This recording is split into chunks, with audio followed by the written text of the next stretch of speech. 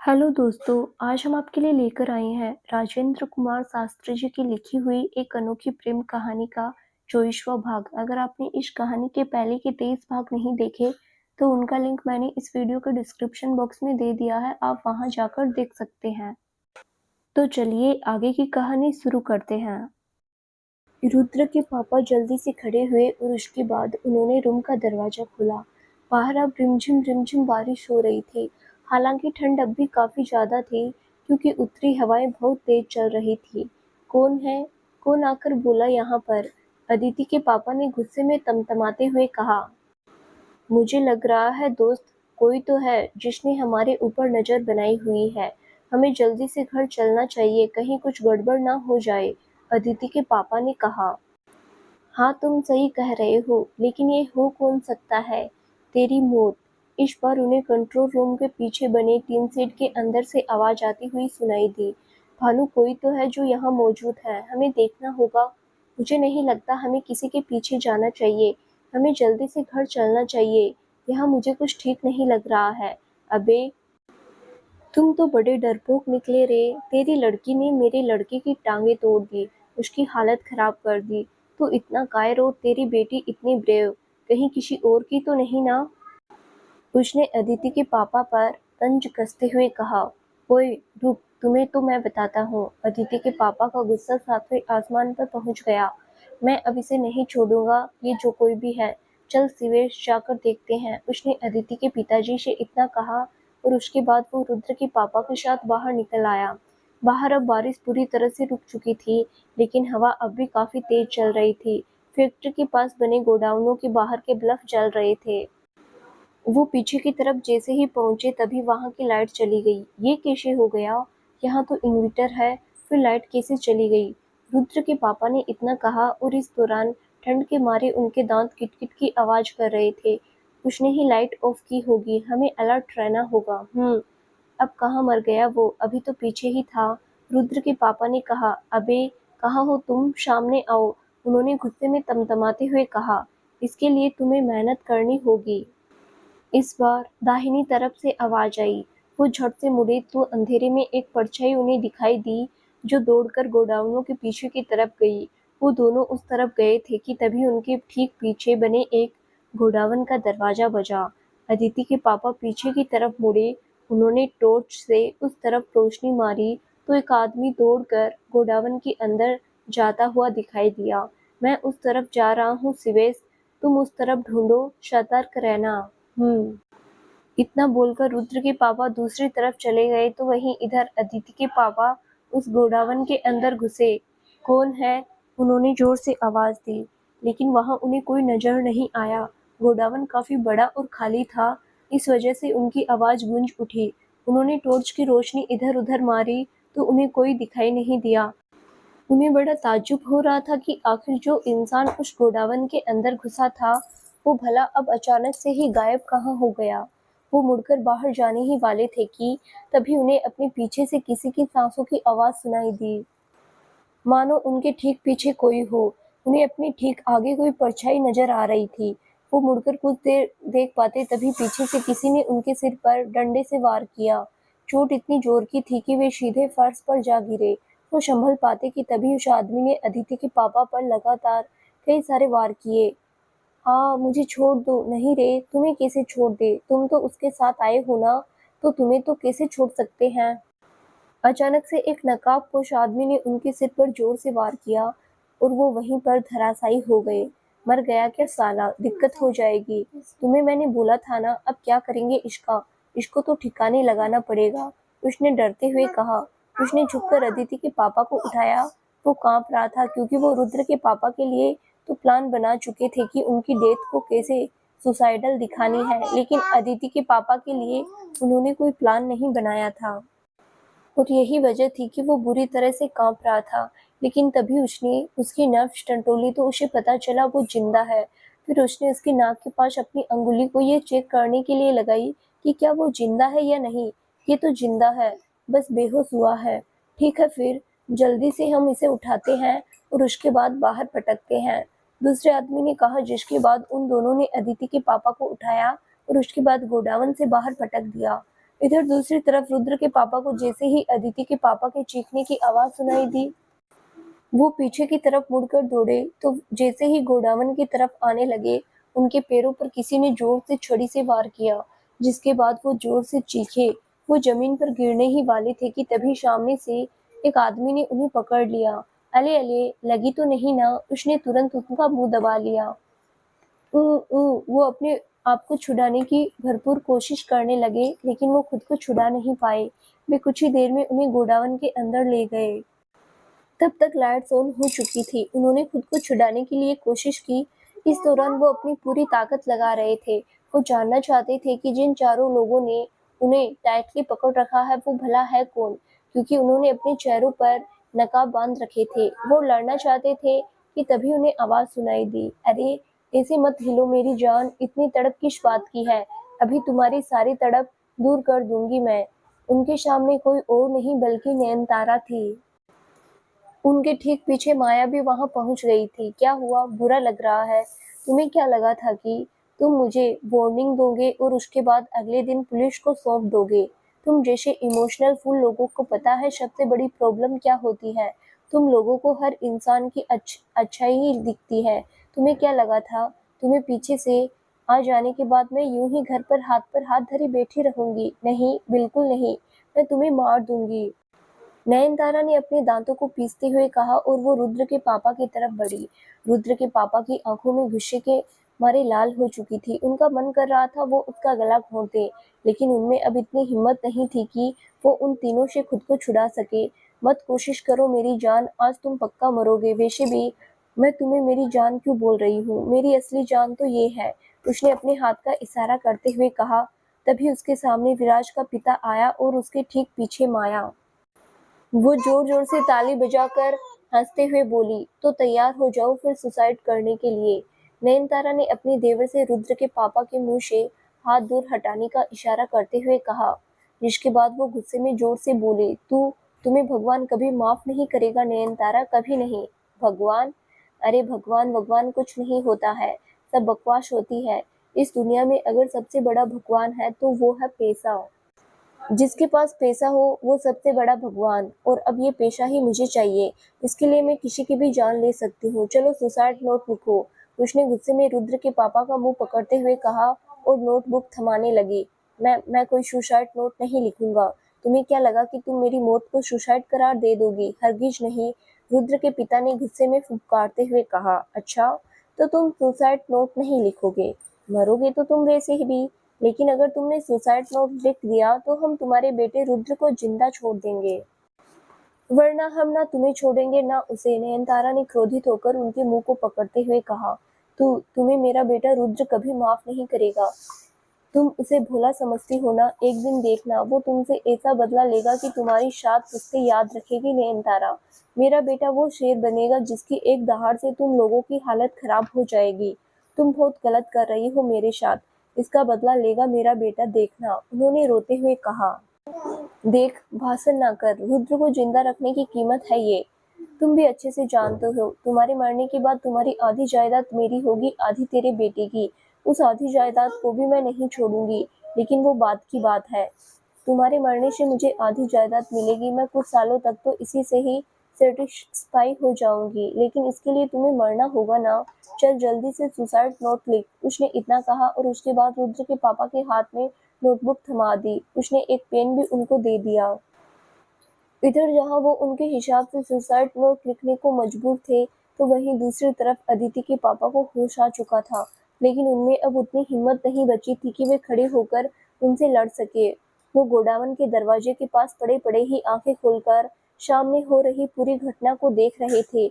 उनका दिमाग पूरा सुन्न पड़ चुका था। उनके सिर पर अंदरूनी चोट काफी जोर की लगी थी, लेकिन फिर भी उन्होंने हिम्मत करके अपने फोन को बाहर निकालने की कोशिश की। रुद्र के पापा को उन लोगों ने घुटनों के बल झुका लिया था। उनके ठीक सामने एक नोटबुक पड़ी थी। पीछे से विराज के चाचा ने रुद्र के पापा के गले में फंदा डाल दिया, जिसे उन्होंने काफी टाइट कर रखा था। उन आदमियों से एक ने उनके हाथ को छोड़ दिया ताकि वो सुसाइड नोट लिख सके। चलो लिखो। सुसाइड नोट में ये लिखो कि मेरी फैक्ट्री के जल जाने के चलते मैं खुद को बहुत डिप्रेस्ड महसूस कर रहा हूँ। ये फैक्ट्री मेरे दिल के बहुत करीब थी। मैंने अपनी पूरी मेहनत से इसे खड़ा किया था और आज जब मैं यहाँ आया तो सिवाय राख के मुझे कुछ दिखाई नहीं दिया। दिल से कहूँ तो बहुत दुखी हूँ, तकलीफ हो रही है, भला भला और अंत में बोलो, इसलिए मैं सुसाइड करने जा रहा हूँ। अपने बेटे, मेरे बारे में और माया के बारे में भी अच्छी अच्छी दुख भरी बातें लिखो। मेरे बारे में जो लिखो उनमें एक प्यारी सी लाइन लिखना कि मैं रुद्र का ख्याल रखूँ और अच्छे से प्यार दूँ उसे। और रुद्र के लिए लिखना, मैं बेटा हार गया हूँ, आई एम सॉरी जो मैं मरने जा रहा हूँ। मेरे लिए अब इस स्थिति में जीना काफी मुश्किल हो गया था, मैं क्या करता समझ नहीं आ रहा है। आई एम सॉरी और आखिर में तुम्हारे शाइन होने चाहिए। नयनतारा उन्हें जैसे जैसे बोल रही थी वैसे वैसे ही उन्होंने लिखना जारी रखा। आखिर में उन्होंने पूरा नोट लिखकर अंत में अपने शाइन कर दिए। इधर दूसरी तरफ अदिति के पापा के हाथ काम नहीं कर रहे थे। उन्हें ऐसा महसूस हो रहा था जैसे उनके हाथ उनका साथ छोड़ रहे हैं। उनका दिमाग काम नहीं कर रहा था। यही वजह थी कि सारी कोशिश करने के बाद भी वे अपना फोन नहीं निकाल सके थे। यही वजह थी कि उनके सामने जो हो रहा था उसे देखने के सिवाय उनके पास और कोई ऑप्शन नहीं था। गुड, ये नोट इनकी जेब में डाल दो। रुद्र के पापा ने जैसे ही पूरा नोट लिख कर डाला, नयनतारा ने कहा और उसके बाद उनकी रस्सी को खींचने का उसने इशारा किया। तो तुम ये गलत कर रही हो। कुछ गलत नहीं कर रही हूँ मेरी जान, अब तुम्हें अपनी जान देनी ही होगी। नयनतारा ने रुद्र के पापा के गाल को थपथपाते हुए कहा और उसके बाद इशारा किया। दो लोगों ने उन्हें टाइटली पकड़ लिया, जिसके बाद नयनतारा ने माया से कहा, मेरा मुंह क्या देख रही है, जाकर वो टेबल लेकर आ। उसने माया को जैसे ही कहा, माया दौड़कर गोडाउन की बगल में पड़ी एक टेबल को उठा लाई और उसके बाद उसने सीलिंग फैन के हुक के शीट में लगा दिया। उसके चाचा ने, जिसने अपने हाथों में ग्लव्स पहन रखे थे, वो जल्दी से टेबल पर चढ़ा। उसके बाद उसने पंखे के हुक में रस्सी को फंसाया और उसके बाद खींचने लगा। रुद्र के पापा चीखने लगे, अरे इतना शोर क्यों कर रहे हो, तुम्हें स्वर्ग मिलेगा, इतने अच्छे जो थे तुम। नयनतारा ने कहा और उसके बाद उसने अपने देवर की तरफ आंखें दिखाई।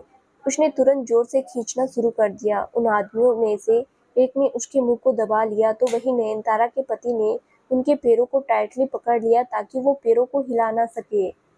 माया और नयनतारा की आंखों में इस दौरान नाम मात्र केवल डर नहीं था। आखिर अपनी ही आंखों के सामने एक इंसान को इतनी बेरहमी से मरते हुए देखना हर किसी के बस की बात नहीं होती। लेकिन उनके चेहरे पर मुस्कुराहट थी। रुद्र के पापा ने अपना बचाव करने की कोशिश की, लेकिन वो सफल नहीं हो सके। तभी उसने जोर से रस्सी को ऊपर खींचा। रुद्र के पापा के गले पर दबाव बढ़ने लगा। मेरा रुद्र, तुम लोगों को नहीं छोड़ेगा, वो चुन चुन के बदला लेगा तुम सबसे। उसके पापा की आंखों में आंसू आ गए थे। वहीं अदिति के पापा ने पूरी कोशिश की, लेकिन वो उन्हें रोक नहीं सके। उनके बदन में अब इतनी कमजोरी आ गई थी कि उनकी आंखें अपने आप बंद होने लगी थी, लेकिन फिर भी अब तक बेहोशी नहीं छाई थी। वो आधी खुली पलकों से रुद्र के पापा को तड़पते हुए देख रहे थे। उनके पैर हिलने लगे थे, लेकिन अभी उन्होंने पूरी तरह से रस्सी को खींचा नहीं था। इस दौरान बाहर जोर की बिजलियां कड़कने लगी और अगले ही पल बारिश शुरू हो गई थी। नयनतारा ने कहा और अगले ही पल विराज के चाचा ने और जोर लगाया। वो तड़पने लगे और कुछ ही देर में उनकी टांगों ने हिलना बंद कर दिया और एक जोर के झटके के साथ उनकी जान निकल गई। भोले, इधर दूसरी तरफ लखनऊ में अदिति अपने बिस्तर पर जोर से चीखी। उसकी आवाज सुनकर उसका मामा दौड़कर उसके रूम में आया। अदिति की कुछ देर पहले ही थोड़ी सी देर के लिए आंख लग गई थी, जिसके बाद उसने सपने में देखा कि रुद्र आग में जल रहा था। वो उसे जलते हुए देख रही थी, लेकिन वो उसकी कोई मदद नहीं कर पा रही थी। ये सब देखकर अचानक से वो चीख पड़ी। उसके मामा ने झट से दरवाजा खोला और उसके बाद उसकी तरफ दौड़कर आया। क्या हुआ बेटा? उसके मामा ने सिर पर हाथ फिराते हुए पूछा। वो मामा, मैंने एक बुरा सपना देखा, बहुत बुरा। मेरा मन बहुत घबरा रहा है मामा, उसने रोते हुए कहा। मैं हूं ना बेटा, कुछ नहीं होगा। तू अभी बीमार है ना, इसलिए तुम्हें लग रहा है, और कुछ नहीं। कई बार दिमाग को प्रॉपर रेस्ट ना मिला हो तो दिमाग इस तरह के अजीब से डरावनी सपने दिखाता है। तुम डरो मत, उसके मामा ने प्यार से उसे समझाया, लेकिन अदिति के दिमाग में अब भी वो सपना बार बार आ रहा था। वो डर के मारे इस दौरान कांप रही थी। उसे रुद्र की चिंता सता रही थी। हे कान्हा जी, मेरे रुद्र को कुछ मत होने देना, वो सही सलामत रहे, उसकी रक्षा करना। उसने रोते हुए मन ही मन कहा तो वहीं दूसरी तरफ उसके मामा ने उसे गले से लगा रखा था। वो उसकी पीठ को सहला रहा था। इस दौरान उसके दिमाग में भी यह सवाल था कि अदिति के घर में सब कुछ ठीक तो होगा ना, क्योंकि पिछले कुछ दिनों से उसका मन भी बहुत बेचैन सा था। इधर जहाँ एक तरफ अदिति काफी परेशान नजर आ रही थी, तो वहीं दूसरी तरफ रुद्र के पापा को उन लोगों ने भयानक मौत दे दी थी। वहां अब मरघट सी घोर शांति थी। अब भयानक मौत को अदिति के पापा ने अपनी आंखों से देखा था, लेकिन वो उन्हें तड़पते हुए नहीं देख सके थे, इसीलिए उन्होंने अपनी आंखें बंद कर ली थी। जहां एक तरफ वे सब उनके मरने के दौरान हंस रहे थे, मानो वो कोई दानव हो, वहीं दूसरी तरफ उनके लिए अपने ही दोस्त को इस तरह से अपनी आंखों के सामने इतनी बेरहमी से मरता हुआ देखना उनके दिल को दहला गया। उनके दिल को जोर का धक्का लगा। एक औरत इतनी बुरी भी हो सकती है, उन्होंने आज पहली बार देखा था। वो औरत जिसको खुश करने के लिए रुद्र के पापा ने क्या कुछ नहीं किया था, बदले में उन्हें क्या मिला? धोखा। एक ऐसा धोखा जो उनकी जान तक ले गया। उन्होंने एक पल के लिए भी नहीं सोचा था कि जिस आदमी को उन लोगों ने मारा है, उसी आदमी ने उन्हें आलीशान जिंदगी दी थी। माया को टॉप के स्कूल में पढ़ाया, साथ ही एक पत्नी के सारे अधिकार दिए, लेकिन नयनतारा जैसी लालची औरत का पेट भला कैसे भर सकता था? उनके मर जाने के बाद नयनतारा ने रुद्र के पापा की लाश की तरफ एक नजर भर देखा और हंसते हुए बोली, सुना था एक अच्छे आदमी का कत्ल किया जाए तो बहुत मुश्किल होता है। आज देख भी लिया, सच में बड़ी मुश्किल से मारा गया ये। खैर, अब एक ही बात कह सकती हूँ, भगवान तुम्हारी आत्मा को शांति दे। शिवेश सिंह, जाकर अपनी मरी हुई पत्नी इंदिरा देवी से मिलो, फिर वापस मत आना कभी। राम नाम सत्य है, नयनतारा ने मुस्कुराकर कहा, जिसके बाद उनकी लाश नीचे ना गिर जाए, इसलिए विराज के चाचा ने रस्सी के कसकर गांठ बांध दी। बहुत सही, अब सब विराज के प्लान के अनुसार हो गया है। इस तरह से फांसी लगाने की वजह से सुसाइडल ही लगेगा, ना कि मर्डर, विराज के पिता ने कहा। हाँ, अब जल्दी से हमें यहाँ जितने भी सबूत हैं उन्हें मिटाना होगा। मेरा मतलब उस अदिति के पिता का जो खून बिखरा था, उसको और बाकी चीजों को, नयनतारा ने कहा। ठीक है, यही करते हैं। जिसके बाद उन लोगों ने वहाँ की सिचुएशन ऐसी कर दी कि कोई आए तो ऐसा ही लगे जैसे रुद्र के पापा ने सुसाइड ही किया है। उन सब ने हाथों में दस्ताने पहन रखे थे, इस वजह से वहां किसी की भी फिंगरप्रिंट नजर नहीं आने वाले थे। यही नहीं, विराज के प्लान के अनुसार करीब घंटे भर बाद रुद्र को वहां भेजा जाना था, जिसके बाद आगे उन्होंने पूरा तय कर लिया था कि पुलिस को किसी भी तरह की सबूत न मिले। इसके लिए उन्हें वहां अपनी मौजूदगी दर्ज करवानी है, ताकि पुलिस अगर फिंगरप्रिंट्स जुटाने की कोशिश भी करे तो उन्हें वहां रुद्र, नयनतारा और माया के ही फिंगरप्रिंट्स मिले, और वो ये कह सके कि वे तो उनके मरने के बाद यहाँ आए थे और सबसे पहले रुद्र ने ही उन्हें देखा था। मतलब सब तय था, लेकिन इस दौरान उन्हें नहीं पता था कि उस कत्ल करने के दौरान अदिति के पापा ने सब कुछ देख लिया था। नयनतारा ने एक पल के लिए रुद्र के पापा की लाश की तरफ देखा और उसके बाद बोली, भगवान तुम्हारी आत्मा को शांति दे। भला आदमी था तू, जो मुझे भी नहीं समझ सका। नयनतारा हंसते हुए बोली, जिसके बाद विराज के पापा ने सबके सामने ही उसे गले से लगाया और उसके बाद सब बाहर आ गए। अब इसका क्या करें? नयनतारा ने अदिति के पापा की तरफ देखते हुए पूछा, जो अभी भी बेहोश होने का नाटक करे वहां लेटे हुए थे। इस दौरान बारिश की ठंडी बूंदों की वजह से उनकी हालत खराब थी, मगर फिर भी उन्हें कैसे भी करके खुद को हौसला देते रहना था। इस दौरान उनकी कंडीशन लगातार खराब हो रही थी।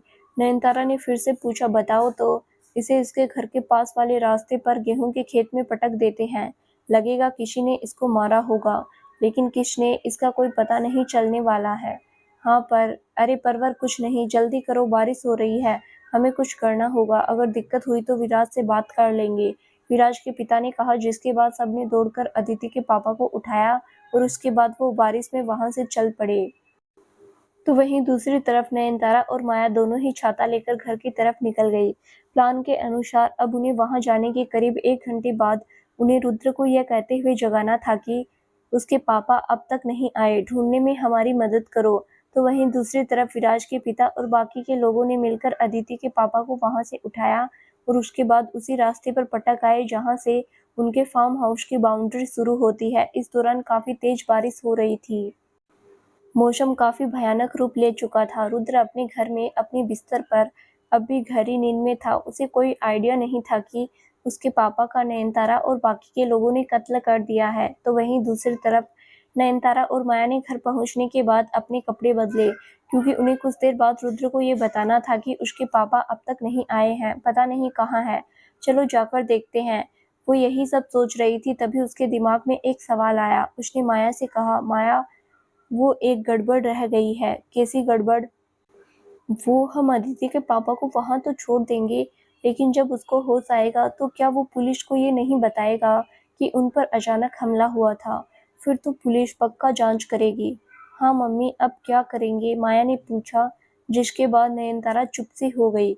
उसे भी नहीं मालूम था कि आखिर जब अदिति के पापा को होश आएगा तो वो कैसे बचेंगे। उस वक्त बारिश के साथ ठंड काफी ज्यादा बढ़ चुकी थी। बिजलियां बहुत जोरों से कड़क रही थी। अदिति के पापा को उन लोगों ने रास्ते के पास ही के गेहूं के खेत में पटक दिया था, जिससे ऐसा लगे कि रास्ते में जब वो आगे बढ़ रहे थे तो पीछे ने किसी ऐसे आदमी ने उनको मारा हो जो उनको पसंद न करता हो, लेकिन हकीकत कुछ और थी। जब उन्होंने अदिति के पापा को वहां पटका था तब तक उन्हें होश था।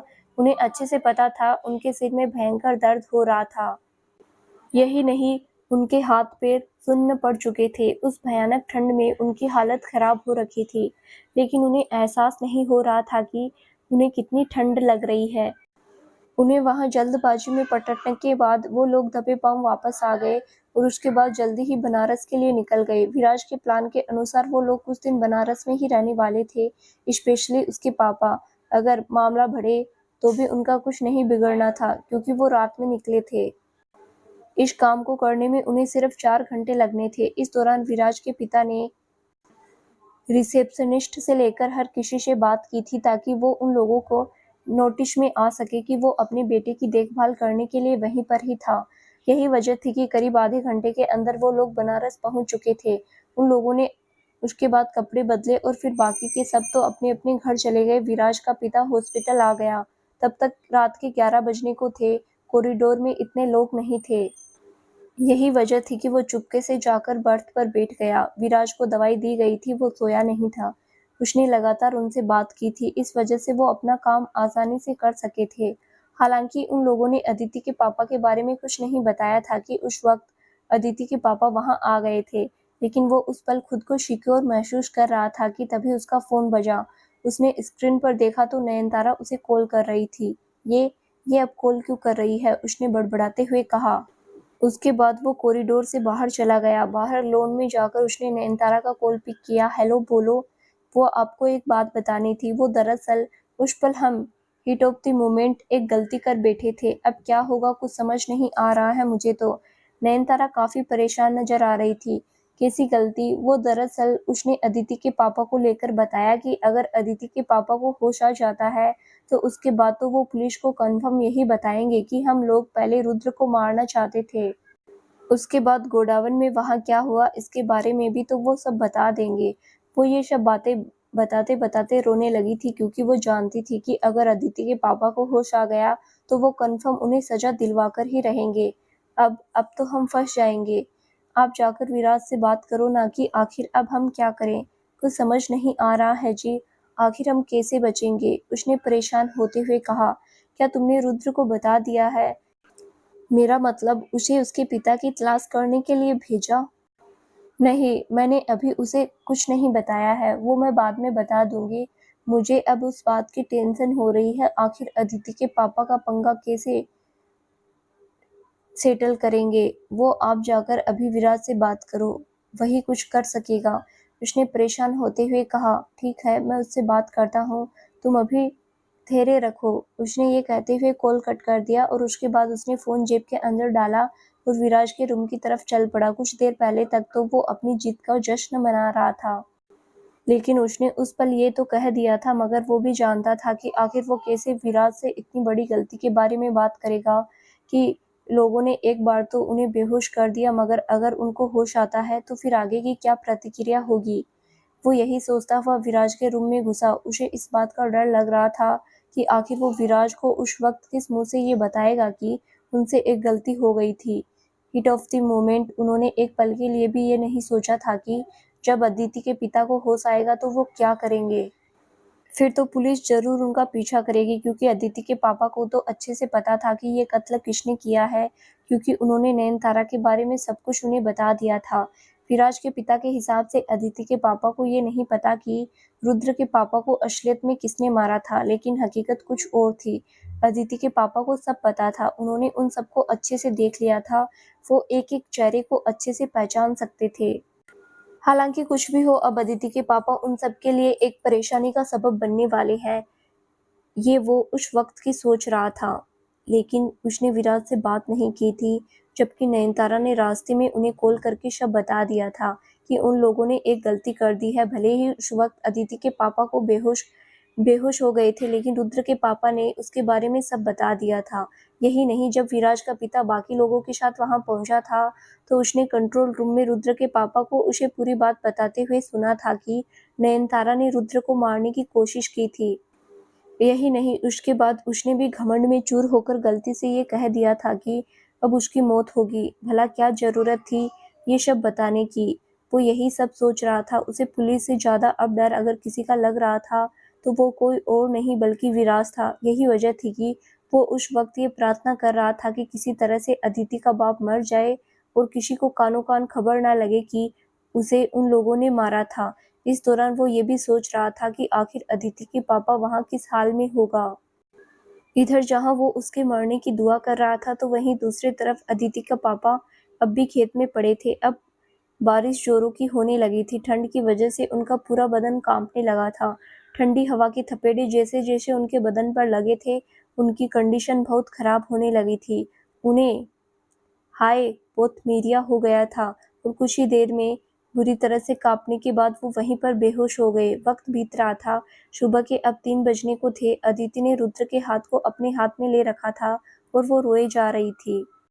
उसने एक बार फिर उसके हाथ को चूमा और उसके बाद बोली, बहुत अजीब दिन थे वो, हमारी जिंदगी के सबसे काले दिन, जिनके बारे में जितनी बार भी सोचती हूँ दिल दहल जाता है। उन दिनों ऐसा लगता था जैसे किसी भी पल कोई भी बुरी खबर आ सकती है। यहाँ तक कि इस पेचीदा कहानी को बताने के बाद समझ नहीं आ रहा है मैं अब आगे इस कहानी को कैसे बढ़ाऊं।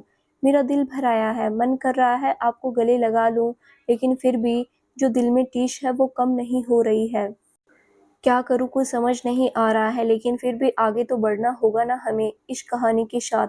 उसने मुस्कुराकर कहा और उसके हाथ को छुआ। उसके बाद फिर से बोली, उस दिन मुझे हॉस्पिटल में भर्ती करवाने के बाद मैं सिर्फ आपको लेकर फिक्रमंद थी। वहाँ करीब 2 दिन भर्ती रहने के दौरान एक रात को मुझे आपको लेकर सपना आया कि आप फैक्ट्री की आग में जल रहे हैं और मैं आपको बचा नहीं सकी हूँ। उस रोज वो सपना देखने के बाद मुझे पूरी रात नींद नहीं आई थी और पता है अगले दिन मुझे क्या खबर मिली, ये कि आपके पापा की डेथ हो गई है। उन्होंने सुसाइड कर लिया है, लेकिन मुझे शक आपकी सौतेली माँ पर हुआ था। मेरे पास कोई सबूत नहीं है जिनकी बदौलत मैं आपको ये साबित कर सकूं कि आपकी सौतेली माँ ने ही उनको मरवाया है, लेकिन मैं इस बात को लेकर कंफर्म हूँ कि आपके पापा ने सुसाइड तो किसी हाल में नहीं किया था। वजह साफ है, भला वो इंसान क्यों सुसाइड करेगा जिसका इतना काबिल बेटा हो। कौन सा आपके पापा कर्जे में थे? यही नहीं, फैक्ट्री जल गई तो क्या बीमा कंपनी मुआवजे का भी तो पैसा देने वाली थी। ऐसे कई सारे सवाल उस दिन मेरे दिमाग में कौंध रहे थे। मैं रोए जा रही थी और आपके पापा के बारे में सोच रही थी। अंकल जी कितने अच्छे थे और मुझे कितना प्यार देते थे। यही नहीं, जब भी हम दोनों की कभी लड़ाई होती तो वो प्यार से रहने की सलाह देते थे। मुझे उनके साथ बिताया गया हर लम्हा याद आ रहा था। आज भी मुझे उतनी ही याद आती है। आप तो उनके बेटे हो, तो इसलिए दावे के साथ कह सकते हो कि आपको आपके पापा की और माँ की बहुत याद आती है। लेकिन मैं किसे कह दूं, मैंने भी तो उन्हें उतना ही पसंद किया है। मैं भी तो उन्हें उतना ही मानती हूँ जितना मैं अपने मम्मी पापा को। मुझे भी उनके जाने का उतना ही दुख होता है। लेकिन शायद आपने मुझे गलत समझते वक्त ये कभी नहीं सोचा होगा। कभी मेरी आंखों में झांक कर तो देखते, कहीं आपसे भी ज्यादा दर्द झेला है मैंने, लेकिन मैं किसी की बातों में नहीं आई। खैर, मैं आपको ब्लेम नहीं कर रही हूँ। आई रियली नो दैट कि जो औरत आपको पेशे के लिए मारने का सोच सकती है, वो भला आप में मुझे लेकर कितना जहर भरेगी, इस बात का तो अंदाजा लगाया ही जा सकता है। खैर छोड़िए, मैं भी आपसे उतना ही प्यार करती हूँ जितना पहले करती थी, और मैं आपको खोने नहीं दे सकती हूँ। यही नहीं, आप ये भी जान लीजिए, ये अदिति आपको हर बुराई से बचाने की कोशिश करेगी, फिर चाहे मेरी खुद की जान भी क्यों न चली जाए। उसने रोते हुए रुद्र का हाथ चूमा और फिर गले से लगा लिया। लग रहा है आप मेरे पेशेंस का इम्तिहान ले रहे हैं। लीजिए, बेशक लीजिए, मैं आपको पाने के लिए हर इम्तिहान दे सकती हूँ। यही नहीं, आप इतना भी जान लीजिए, एक दिन ऐसा आएगा जब मैं आपकी सौतेली माँ को हर उस जुर्म की सजा देकर रहूंगी जो उसने किया है। अभी बस मेरे पास कोई सबूत नहीं है। वो इतना कहते हुए रोने लग गई। दरअसल अदिति को नहीं मालूम था कि उस दिन वहाँ क्या हुआ था। उसे नहीं पता था उसके पापा ने रुद्र के पापा के कत्ल को देखा था और उस कत्ल के एकमात्र वही चश्मदीद गवाह थे। वो बस ये अनुमान लगा रही थी कि उस दिन असलियत में रुद्र के पापा को नयनतारा ने क्यों मारा था। वो यही सब सोचते हुए एक बार फिर उन्हीं काले दिनों में खो गई थी। इस दौरान उसने रुद्र को अपने सीने से लगा रखा था। वक्त की सुई आगे बढ़ रही थी। बाहर अब बारिश पूरी तरह से रुक चुकी थी, लेकिन ठंड अब भी उतनी ही बढ़ चुकी थी। विराज का पिता उसके कमरे में जाकर अभी बैठा ही था कि उसके चेहरे पर शिकन थी। वो काफी परेशान लग रहा था। तभी विराज ने पूछा, व्हाट हैपेंड पापा? अब क्या हो गया? आपने तो रुद्र के पापा को मार दिया था। अब सब सही हो गया है ना? उसने एक साथ 2-3 सवाल दागे। नहीं विराज, वो हमसे एक गलती हो गई थी। कैसी गलती? विराज ने आंखें दिखाते हुए पूछा। वो दरअसल जब हम वहां पहुंचे तो वहां केवल शिवेश सिंह ही नहीं था, बल्कि और एक आदमी भी था। कौन आदमी? अदिति का पिता भानु प्रताप सिंह है। और फिर वो दरअसल उसके बाद विराज के पिता ने उसे पूरी बात बताई कि उन लोगों ने वहां क्या किया था। उन्होंने कैसे पहले अदिति के पिता को वहां बेहोश किया और उसके बाद उन्होंने रुद्र के पापा को मारा। Are you mad? आप लोगों ने मुझे ये बात पहले क्यों नहीं बताई? भला आप लोग इतनी बड़ी गलती कैसे कर सकते हैं? अदिति के पापा को होश आते ही वो सबसे पहले यही बात बताएगा। नो नो, फिर मोम और माया पकड़ी जाएगी और उनको रिमांड पर लेने के बाद हम सब। ओ सिट, अब तो सब गड़बड़ हो गई, विराज ने गुस्से में कहा। तो अब कोई उपाय नहीं है क्या? क्या हम अब उसे नहीं मार सकते? वो जहाँ भर्ती होगा वहां जाकर हम उसे अब मार देंगे। हाँ, जैसे सबको मारना कोई खेल है। रुद्र के पापा के मारे जाने का तो रीजन था हमारे पास। अदिति के पापा को मारने का क्या रीजन होगा? हम दवाइयों में कुछ मिला सकते हैं, जहर वहर, जिससे वो मर जाएगा। अच्छा, जैसे पोस्टमार्टम तो होगा ही नहीं ना? आप पागल हो क्या? विराज दर्द के मारे कराहते हुए बोला। उसके चेहरे पर टेंशन साफ झलक रही थी। उसे अब भी कुछ समझ नहीं आ रहा था कि आखिर वो क्या करे। उफ, मैंने आप जैसे मूर्ख लोगों को वहां भेजा ही क्यों था? समझ नहीं आ रहा है अब क्या करना चाहिए। उसने अपने सिर को पकड़ते हुए कहा। इस दौरान उसे अपनी माँ बाप पर बहुत गुस्सा आ रहा था। इस दौरान उसके दिमाग में ऐसा कोई आइडिया नहीं आ रहा था कि आखिर वो अब ऐसा कौन सा प्लान बनाए जिसकी वजह से वो सब बच जाए। इस तरह से करीब 20 मिनट बीत चुकी थी। विराज अपने सिर को पकड़े वहीं बैठा हुआ था। उसे भी समझ नहीं आ रहा था वो क्या करे। आखिर ऐसा कौन सा आइडिया लगाए जिससे अदिति के पापा मरे भी नहीं और उनका राज राज ही बना रहे। वो सोच रहा था कि तभी उसके पापा का फोन घनघनाया। उसने स्क्रीन की तरफ देखा तो नयनतारा कॉल कर रही थी। रात के करीब 1 बजने को थे। हेलो नयनतारा, कैसी हो? उसके पापा ने घबराते हुए पूछा। हेलो, मैं फिलहाल तो ठीक हूँ, लेकिन डर लग रहा है मुझे। हमसे बहुत बड़ी गलती हो गई है। मैंने रुद्र को तो भेज दिया है और अब मुझे नाटक भी शुरू करना होगा, लेकिन मैं बचूंगी कैसे? मेरी विराट से बात करवाओ आप, नयनतारा ने लगभग रोते हुए कहा। इस दौरान उसका बदन कांप रहा था। उसे अब सच में इस बात को सोचकर खुद पर गुस्सा आ रहा था कि काश वो उस वक्त अपने पति को कॉल ना करती तो क्या हो जाता। किसी और दिन भी तो बात कर सकती थी ना, लेकिन अब कुछ नहीं हो सकता था। अब उन सबको ठंडे दिमाग से सोचना चाहिए था कि आखिर क्या किया जा सकता है। विराज के पिता ने जब नयनतारा के कहने पर भी फोन को विराज को नहीं दिया, तो वो फिर से बोली, आप बोलते क्यों नहीं हो? विराज को फोन दीजिए। क्या फायदा है विराज को फोन देने का? उसे खुद भी समझ नहीं आ रहा कि वो क्या करे। अब जब गलती हमने की है तो फिर सजा भी तो हमें ही मिलनी चाहिए ना। नयनतारा, अगर कुछ गड़बड़ हो गई तो हम साफ बोल देंगे कि हम दोनों का ही प्लान था, ताकि अगर हम पकड़े भी जाए तो विराज माया को संभाल ले। विराज के पिता ने दुखी होकर कहा। उसे अब लगने लगा था अब कुछ नहीं हो सकता है।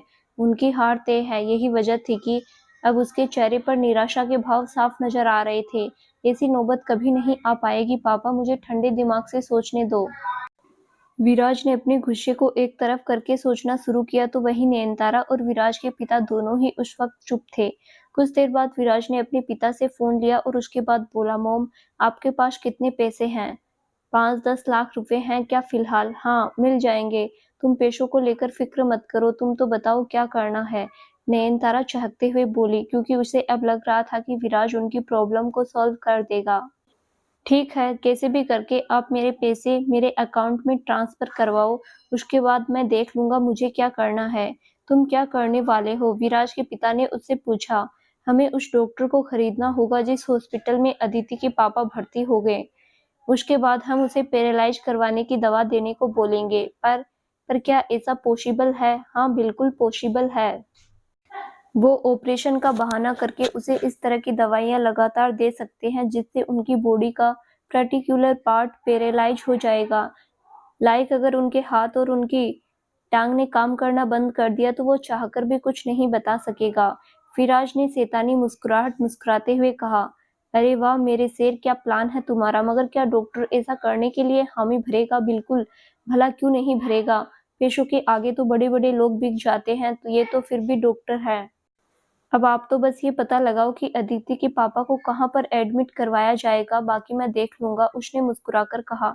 ठीक है, इसका पता तो मैं लगा लूँगी, नयनतारा बोली। हाँ, लेकिन सबसे पहले तो आप रुद्र के पास जाओ, उसे सब पता चल गया होगा। आखिर आप उसकी अच्छी वाली माँ जो हो, उसे भी तो संभालो, विराज ने कहा। हाँ, ठीक है, मैं ऐसा ही करूँगी विराज। Good bye. और हाँ, पैसे मुझे कल तक भेज देना। विराज ने इतना कहकर कॉल कट कर दिया। इस दौरान उसके प्लान को सुनने के बाद विराज का पिता काफी खुश हो गया, तो वहीं नयनतारा दूसरी तरफ रुद्र के पास चली गई। उसने उसे संभालने का नाटक किया। इस दौरान अगले दिन पुलिस आई, तब तक नयनतारा ने हो हल्ला करके आसपास के लोगों को वहां बुला लिया था ताकि पुलिस अगर चाहे तो भी फोरेंसिक जांच के दौरान सभी सबूत मिट जाए। अगर किसी भी तरह की फिंगरप्रिंट वहां हो तो भी उसे इकट्ठा ना कर सके। हालांकि जब अगले दिन पुलिस आई तो पुलिस ने पाया कि वो सुसाइड ही था, क्योंकि गले पर रस्सी का निशान वी शेप में ही बना हुआ था।